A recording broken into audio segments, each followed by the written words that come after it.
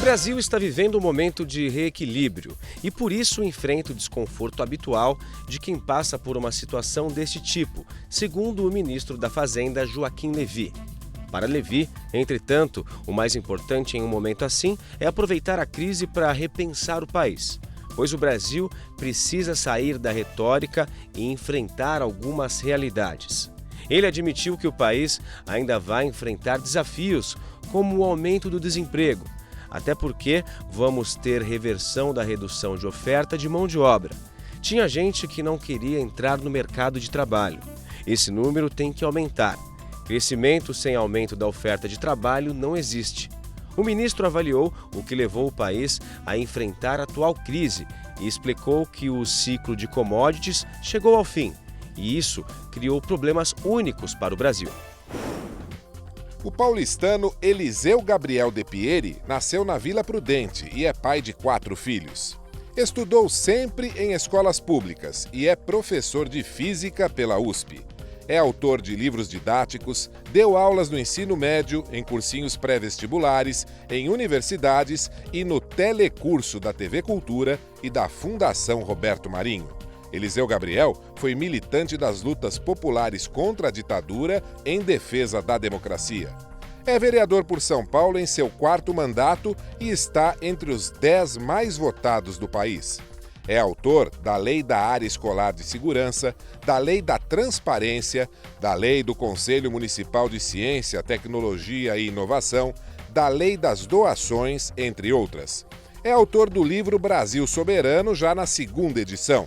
Foi secretário de Desenvolvimento, Trabalho e Empreendedorismo da Prefeitura de São Paulo. Eliseu Gabriel é o atual presidente do PSB, o Partido Socialista Brasileiro, na capital paulista.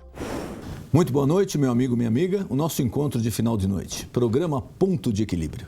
E hoje nós recebemos o vereador Eliseu Gabriel, do PSB, aqui da capital do estado de São Paulo.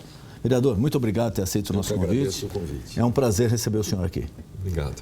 Vereador, a gente conversava um pouquinho aqui sobre, lógico, os problemas da cidade, mas o que parece que hoje aflige mesmo a população é esse problema econômico que o país vem passando. Essa crise que se desenhou já desde o ano passado, até de um pouco antes das eleições, já se tinha um cenário pouco animador para 2015, infelizmente isso se concretizou. E aqui nós conversamos já com economistas, com deputados federais, estaduais, que acham que o ano de 2015 realmente vai ser muito difícil. O senhor concorda com essa ideia? Qual a origem do problema? O que a cidade, o que o Estado poderia fazer? Eu acho que se for só o ano 2015 ruim, estaria ótimo, né? Eu acho que a coisa é mais grave. Eu acho que o problema é justamente esse. Dessa maneira como está sendo feito o ajuste da economia, não existe uma luz no fim do túnel, não existe uma proposta, não existe um plano para sair dessa situação, né? Eu acho que esse é o maior problema. Então, o que a gente vê que acontece? Nós tivemos algumas medidas extremamente voluntaristas, né, de querer manter o crescimento aparente, querer manter, enfim, todo mundo feliz da vida consumindo. Então, houve um enorme estímulo ao consumo, né, sem se preocupar com a produção, sem se preocupar com o investimento em produção, investimento em infraestrutura, né? Então, isso fez com que as pessoas começassem a comprar e achavam que estavam no melhor dos mundos. E o dólar a um valor baixíssimo. Chegou a 1,53, 1,54. A indústria não tinha condições de competir, não é? E isso fez com que a gente fosse um grande importador de manufaturados e exportador simplesmente de commodities, né? De commodities, quer dizer, soja, minérios, não é? E fez com que a gente, então, tivesse ao sabor da alta dos preços das commodities, não é? Fora isso, houve erros gravíssimos. Esse é o maior erro, na minha opinião, essa coisa de estimular, não se preocupar com investimento em infraestrutura, para justamente aumentar a produtividade do país, criar condições para um crescimento mais sustentado, né? A gente tem que pensar que o consumo deve ser consequência do crescimento e não consumir que o consumo vai provocar o crescimento. É exatamente o contrário. Aí dá essa discrepância que o senhor falou, falta produto, falta mão de obra, tem que importar, a indústria nacional acaba perdendo, a mão de obra aqui também acaba depois sendo sacrificada, é uma inversão. Exatamente. Né? Então a gente passa a ser um exportador de commodities e pronto, né? A gente não tem um produto com maior valor agregado. Isso é péssimo para o país, né? E agora a gente tem que ver que foram cometidos erros gravíssimos, por exemplo, na política energética, né? Na política energética foi um horror o que aconteceu, quer dizer, abaixou artificialmente o preço, obrigou as distribuidoras a baixarem o preço artificialmente, né? Num momento em que já havia seca, já se começava a ter menos água. O que acontecia? E já se falava em apagão. Já se falava em apagão. Quando se optou por reduzir a tarifa, já existia no mercado a hipótese do apagão. Já existia. No entanto, foi uma coisa demagógica, não é? E se produz, você abaixa artificialmente os preços, dizendo que só podia concorrer quem quisesse antecipar o acesso às licitações, enfim, umas coisas, inclusive, do ponto de vista jurídico, muito confusas, não é? E justamente quando a energia ia ficar mais cara, porque a energia produzida por as termoelétricas, elas são muito mais caras do que a energia produzida pela hidroelétrica, que nós temos em abundância água. Então, na hora que baixa o reservatório, você precisa entrar em ação as termoelétricas, que funcionam a óleo, gás, que é um produto mais caro para produzir energia. Quer dizer, o quilowatt-hora fica mais caro. Então, justamente nesse momento, quer dizer, se a gente tivesse o Brasil se desenvolvendo plenamente, nós teríamos uma situação gravíssima de apagões diários aqui no Brasil. Esse foi um erro grave, né? A crise está aí agora, o preço das contas está sendo majorado a 40%, 35%, 38% e tem um impacto terrível na inflação. E no preço final do produto, né? Outro erro grave foi na política com o petróleo, com a Petrobras, né? Ao lado da corrupção, que é um problema que nós não podemos concordar de jeito nenhum, grave, existe o problema da política errada, quer dizer, da gestão temerária, vamos dizer assim. O que fizeram? Congelaram basicamente o preço da gasolina, vamos falar de uma forma simplificada, né, do combustível fóssil, não é?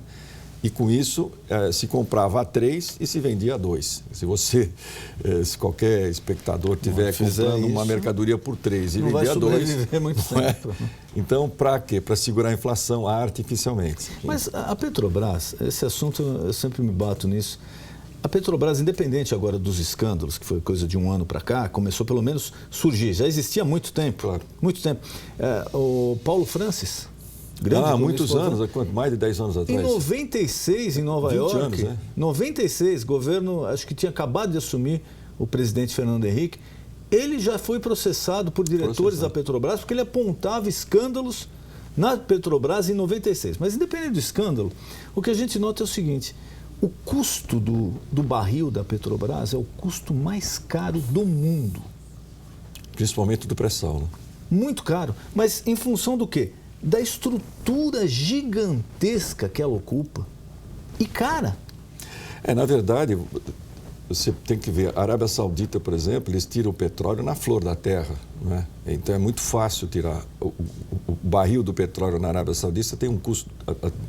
Não, mais barato, sim. Mas, por exemplo, aqui na Venezuela, não. Na Venezuela já é exploração em superfície complicada, com montanha, e é bem mais barato que o nosso. Mas o nosso é intrinsecamente mais caro, porque ele precisa de mais tecnologia, ao lado de uma superestrutura, vamos dizer assim, exagerada, que pode existir. Existe a dificuldade de tirar nosso petróleo é muito maior do que se tirar petróleo no continente ou em águas rasas.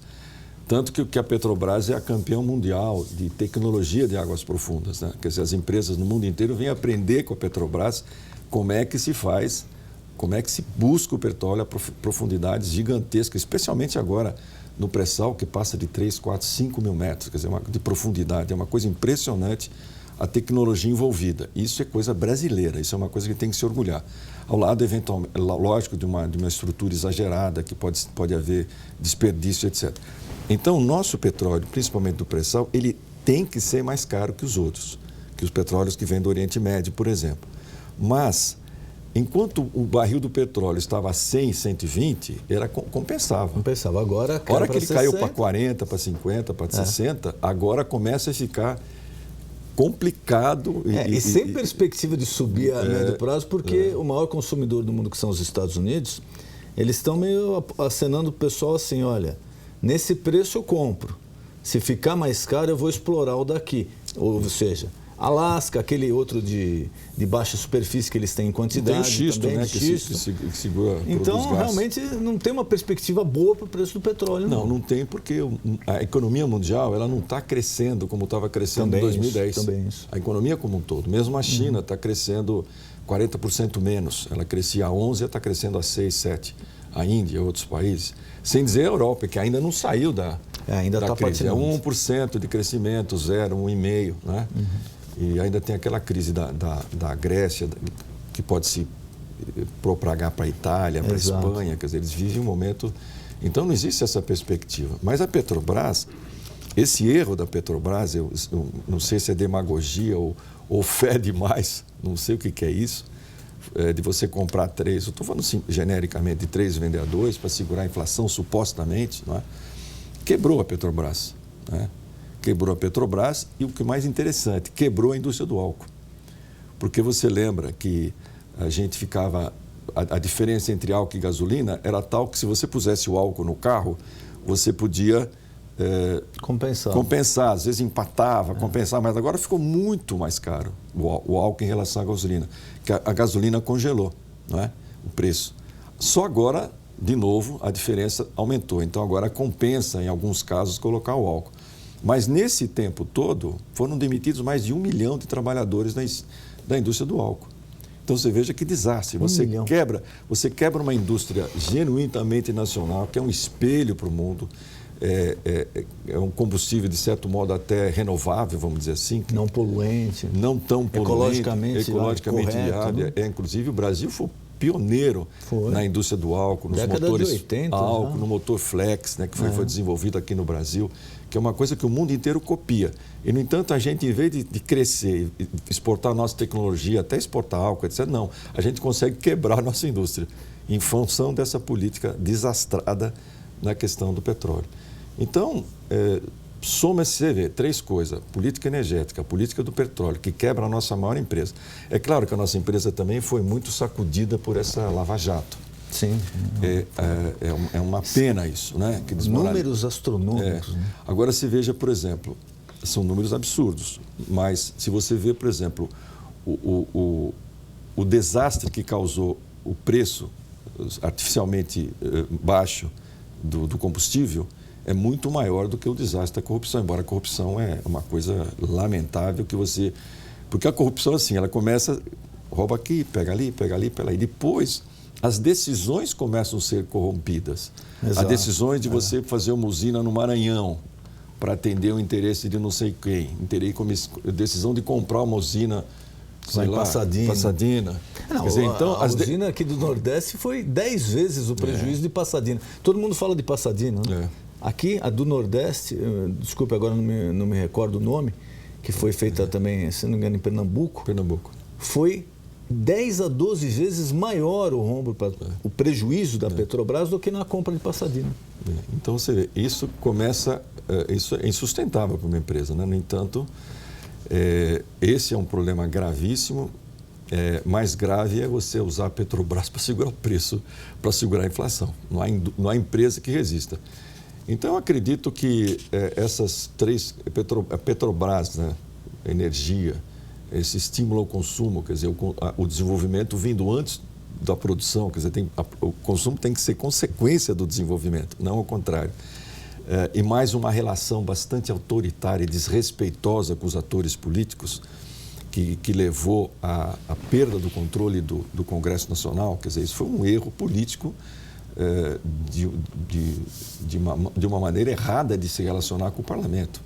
É claro que a gente fala assim, não, mas aí o pessoal também não é bom, não presta. Não é isso, é questão que se você não estimula, se você não tem uma relação adequada, política e correta com as pessoas, você vai estimular as piores coisas mas é aquela história. O pessoal não é bom, não... Bom, mas é a regra do jogo. Nós vivemos nesse sistema democrático. Tem que negociar, o presidente tem que negociar. O Congresso, esse negociar, lógico, sempre no bom sentido. Não é fazer negociata. Mas você tem que realmente interagir E, acima de tudo, tem que respeitar. Por mais que você não concorde com uma ideia, você tem que respeitar a ideia. Sem dúvida. É uma democracia. Uma democracia. Não você ofender as pessoas, você ter um negócio de desrespeito, de calar a boca e qualquer coisa assim do tipo, né? Então, acho que esses 4 fatores foram fatores que geraram uma crise muito maior do que ela poderia ser, em função da circunstância. Porque a gente tem a questão internacionalmente, primeiro, o mundo não está crescendo tanto. Segundo, como a gente estava muito dependente das commodities, quer dizer, os produtos básicos, minério, soja, milho, essas coisas. Estava tendo um alto consumo no exterior na época. Passou a não ter. Então, é claro que então a gente fica numa situação difícil. E aqui o dólar baixo, que quebrou a nossa indústria, você imagina a situação que a gente está agora. Mesmo com o dólar aumentando o preço, está num preço razoável, precisa ser até um pouquinho mais caro, mas até reequilibrar tudo, é dramática a situação. Não se recupera rápido. E aí, eu acho que o mais grave de tudo é resolver esse problema do jeito que está sendo resolvido. Você simplesmente esquece tudo que combinou com a sociedade, com a população e acerta de aumentar os juros quanto for necessário, corta o crédito, enxuga a economia, de maneira que você estrangula todos os setores. Nessa parte tem uma divisão que eu diria até um pouco assim, equitária, né? Metade acha que não, precisava realmente fazer isso e nesses termos que foi feito. Outra metade fala, não, realmente precisava. Quer dizer, que precisava dar um choque, precisava. Mas não dessa forma, porque quem saiu mais penalizado... Mais pobre, mais o trabalhador. Pobre, o contribuinte. E o governo mesmo não cortou a gordura que deveria ter cortado. É verdade, a máquina ainda está muito inchada? Eu acho que a questão não é de máquina inchada. Se você vir em outros países... A quantidade de funcionário público que existe nos Estados Unidos por habitante, na França por habitante, é maior do que tem no Brasil. Existe uma coisa que a gente precisa entender, que o povo brasileiro é muito pobre, que existe uma dívida social enorme para ser cumprida, que o Brasil é um país que ainda não é um país que a gente diz que tem um desenvolvimento pleno. Existe desenvolvimento pleno em alguns lugares. Mas é um país muito pobre, com um desenvolvimento educacional muito baixo, com a qualificação profissional muito baixa. Então, existe um custo público que é altíssimo, né? Então, a questão da máquina inchada poderia ser cortada algumas coisas. Eu acho que podia se dar do exemplo até para criar uma ideia melhor na sociedade. Então, assim, eu tenho 39 ministérios, eu vou cortar 10. Certo. Mesmo que o efeito do ponto de vista econômico não seja tão substantivo, o psicológico é válido. Eu acho que muito da questão do psicológico é que está faltando no Brasil nesse momento. Acho que é muito isso, é muito um clima, olha, os juros, olha, tem que aumentar juro, a inflação está a 9, vai a 10, vai a 11. Esse clima é muito ruim.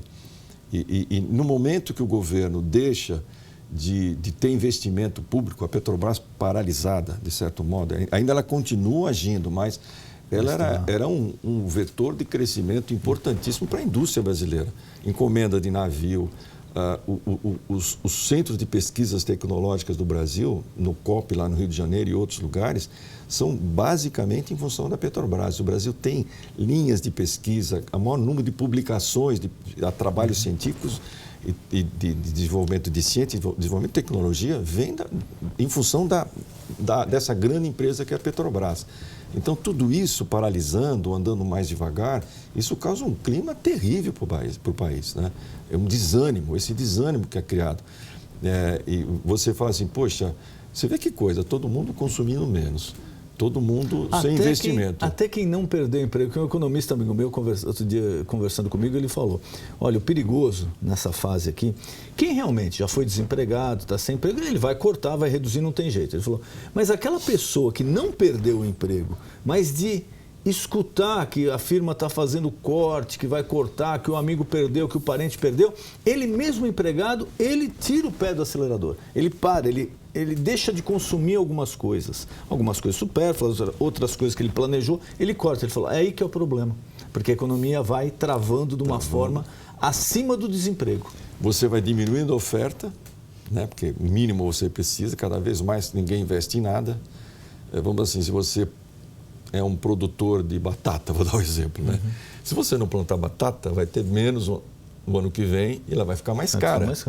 Então, é essa coisa, esse ciclo vicioso que tá existindo, né? Quer dizer, essa insistência em todo mundo não gastar, todo mundo não investir, todo mundo... porque a inflação, porque o mundo vai acabar. Quer dizer, esse clima só piora. E esse clima de aumentar juro, e você vê que a inflação não está segurando a inflação. A inflação continua subindo. Quer dizer, não é incrível a inflação subir com essa quantidade de dinheiro que está sendo retirada da economia? Você vê, por exemplo... Vê como as coisas são assim, eu não sei qual é o termo que podia usar, mas terríveis, vai. Podia ser um termo razoável. Você veja, ontem foi votado alguma coisa da aposentadoria, acho que foi da aposentadoria. Fica atrelado agora ao salário mínimo, não teria mais aquela redução. Aí o governo... Não teria o salário contribuição e o salário mínimo. Aí o governo que receberia um salário mínimo. Diz que economizaria... nesse ano 12 bilhões, se fosse votado como o governo está. Isso. Vai economizar 9. Vai economizar 9, portanto, que absurdo, vai gastar mais 3, que coisa horrorosa. 3, vamos fazer conta, 3, né? 3, vamos guardar o 3. Depois, não, porque o seguro-desemprego, absurdo, não sei o quê, vai economizar 30 em não sei quantos anos. A aposentadoria é um desastre, mas é um desastre... Porque se não cortasse isso naquilo, o fator previdenciário, se não acabar com o fator se não mantiver o fator previdenciário, nós vamos gastar 50 bi nos próximos 15 anos ou 10 anos. Aí você vai somando, 50 em 10 anos, portanto dá 5 por ano. 3 nesse ano são 8. O outro, quanto era? 12 que eu falei? 12. Isso. Então, somando tudo, vai dar uma economia de 10 bilhões esse ano, 15 bilhões esse ano. Aí... o governo aumenta, o Banco Central aumenta 1 ponto a taxa Selic. Cada 1 ponto da taxa Selic é 30. É uma fortuna. É 30 bi. Então, esse ano... É 30 bi que você só pagou de juros. Você não teve uma contrapartida de serviço, de investimento social, de nada. Isso é o teu cheque especial. Imagina. É o teu cheque especial. Você pagou mais juros daquele dinheiro. Você vê, um escândalo, um inferno para dizer que precisa economizar 60 bi esse ano. Um inferno. Precisa economizar 60 bi, precisa cortar 60 bi, precisa cortar 60 bi, né? Só que nos primeiros 6 meses, nós já gastamos a mais 100 bi de juro. 100 bi que entrou na dívida. Então, a relação dívida-PIB começa a ficar próximo de 1 e passar de 1. Por quê? Porque é uma coisa de maluco. Você gasta 100 bi em juro e diz que quer economizar 60. Quer dizer, então, isso nos primeiros 6 meses. 6 meses. E pelo jeito, pelas reuniões do Copom, vem novidade aí no segundo semestre. Deve aumentar de novo a taxa de juros. Mas há quem defenda essa tese dizendo o seguinte, olha, se a gente não aumentar essa taxa de juros, o investidor vai embora, nós não vamos ter dinheiro para financiar... Investidor especulativo, né? Especulativo, sem dúvida. Mas, de uma forma ou de outra, ele vai embora, nós não vamos ter dinheiro para financiar a dívida pública, o dólar vai aumentar, porque ele vai tirar o dólar que está aplicado aqui e vai levar para outro país. Então, nós vamos ter uma alta do dólar, uma alta da inflação e não vamos ter dinheiro para financiar a dívida pública. O senhor concorda com essa teoria? Olha, eu não concordo. Eu acho que isso é discutível, né? Eu acho que o maior erro que eu acho que o governo está fazendo, a presidente está fazendo, é não conversar com a sociedade, não combinar as coisas. Né? Não é achar, não, se fizer isso eles vão fugir, porque, quer dizer, eles vêm aqui e especulam, eles não estão investindo aqui. Não, é a curto prazo. É curtíssimo prazo. A gente já passou por essa história anos atrás, viu no que deu. O próprio governo do PSDB teve muito isso daí. Então, eu acho que o que falta é o governo dizer, olha, nós estamos numa crise, vamos conversar, vamos chamar a indústria, vamos chamar os trabalhadores, vamos chamar os banqueiros, que são ávidos por juros altos, né? Os rentistas, olha, vamos negociar o que fazer nessa situação. É isso que precisa conversar com a sociedade, para tirar esse clima de desespero, esse clima de fatalidade. E não adianta dizer, esse ano vai ser ruim, mas o ano que vem vai ser bom. Como?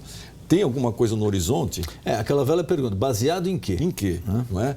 O mundo vai voltar a crescer ano que vem? Vão continuar comprando minério da gente? soja e outras coisas, outros produtos Não é alimentares. perspectiva a curto prazo, não é essa. Então, de onde vem o dinheiro? A própria China agora está reestudando o futuro dela, em parte de poupança, em parte de investimentos, porque ela já, no plano lá que eles têm, se eu não me engano, é quinquenal ou trienal, ela já visualizou que vão ser tempos difíceis pela frente, para a atividade dela, né? Fornecimento de mão de obra, etc., indústria de transformação. Então, é aquela história, baseada em que a gente acha que ano que vem melhora?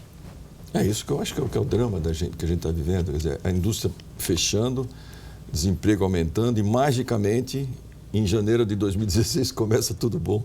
Quer dizer, esse é o problema. Quer dizer, a falta desse diálogo tira o horizonte de todo mundo e cria-se justamente essa história. Mas esse caso da corrupção da Lava Jato, que é um assunto importante que nós estamos vendo, mas cria essa ideia de que o governo não pode ter dinheiro que ele joga fora, que ele rouba, que é uma coisa errada, não é? Nossa. Então, esse clima que se cria também é um clima que favorece, não, vamos aumentar o juro para tirar dinheiro da economia e dar para os bancos. Quer dizer, esse clima, então, fica favorável a cada vez mais o país andar para trás. E aquele risco que a gente, conversando aqui, inclusive com economistas do PT, economistas de esquerda também, eles são unânimes em afirmar. O pior dos mundos é a volta da inflação. Porque também acho, realmente ela vai corroer o salário, aí a gente vai entrar...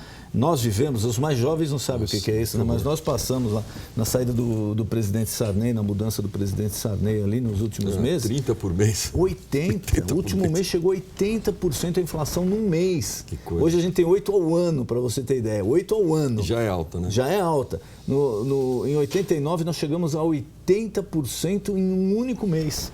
Eu lembro as pessoas indo no mercado, aquelas filas para comprar no mesmo dia que recebia, porque se fosse no dia seguinte e daí que começou, como isso durou muitos anos, não os 80, mas uma inflação alta todo mês. Todo mês, O que aconteceu? Aí que gerou esses grandes hipermercados, porque as pessoas iam fazer compras por mês inteiro, lembra disso? Exato, recebia. Então ninguém ia fazer a comprinha do dia a dia. Não. Comprava, fazia estoque, né? Você gastava o seu salário inteiro, o dinheiro que você tivesse em arroz, feijão, em cebola, não sei o quê, para poder guardar, porque até o fim do mês já estava mais caro, 15, 20, 30%. A gasolina, né? Aquelas filas no posto. Vai aumentar a gasolina, a fila de 1 quilômetro ali no posto. Quer dizer, quem não conviveu com esse dragão chamado inflação, realmente não é capaz de avaliar. E eu concordo, o pior dos mundos seria realmente uma volta. Principalmente porque na inflação, quem sai lucrando é a classe mais alta, privilegiada, que tem um dinheiro para investir. Aplicado, os chamados rentistas. Né? Agora, quem vive do salário é o mais prejudicado. É uma tragédia. Agora, quem disse que essa é a fórmula, né? Se essa é a fórmula, assim, você fazer a paz dos cemitérios, quer dizer, matar todos, aí não tem mais ninguém mais consome nada, aí não dá, né? Então, eu acho que precisava ser revisto isso, o governo, acho que tem que ter um mínimo de investimento público. O governo precisa dar o exemplo, não é? Para que a economia, pelo menos, você tenha uma perspectiva minimamente daqui 2 anos, quem sabe, né? Para que a gente possa recuperar, enfim, o Brasil começar a marchar. Porque a gente nunca pode achar, não, pior do que está, não vai estar. É claro que está. Falei, uma das coisas que o Tiririca errou feio foi isso. Ele, há 4 anos atrás, falou, olha, vota em mim porque pior do que está não fica. Essa ele errou. Não, mas pode ficar, porque você começa o desemprego. Por que é que a gente não tem perspectiva? A gente não está vendo. Porque no momento em que a economia está frágil, a iniciativa privada não tem ânimo de investir ou não tem recurso, o governo tem que entrar em campo. O governo tem que entrar em campo. Como é no mundo inteiro. Como é no mundo inteiro. Quem segurou a economia da Europa inteira depois da guerra foi o poder público, foi o governo americano e outros governos, né? Não, recentemente nos Estados Unidos, nos Estados Unidos, 2008, quem segurou? O governo investiu. Na Europa estão fazendo investimento de mais de 1 trilhão de euros, não é? Então, não dá para pensar que tem que só cortar gasto público, que não tem que gastar, que tem que economizar. Tem que economizar, tem que fazer o superávit primário, mas tem que combinar um superávit possível, num acordo com a sociedade, né? Cada um vai pagar o quê? Para manter a equação equilibrada, né? Exatamente. Não chegar nas costas dos trabalhadores, nas costas dos mais humildes, você querer fazer um reajuste desse tamanho num país como o Brasil. Eu queria agradecer muito a presença do senhor aqui, nosso tempo já está se esgotando. Eu queria deixar à sua disposição algum recado que o senhor queira passar, algo que eu não perguntei. Por favor, fique à vontade. Não, eu queria agradecer muito a audiência, foi um prazer estar aqui nesse seu programa, muito legal essa conversa, né? E dizer que eu sou vereador aqui da cidade de São Paulo, queria dar meu site, né? Por favor. www.eliseugabriel.com.br. Se quiser algum contato, estarei à disposição. Vereador, muito obrigado. Foi um prazer receber o senhor aqui. Eu que agradeço. O nosso encontro de final de noite, programa Ponto de Equilíbrio. Boa noite.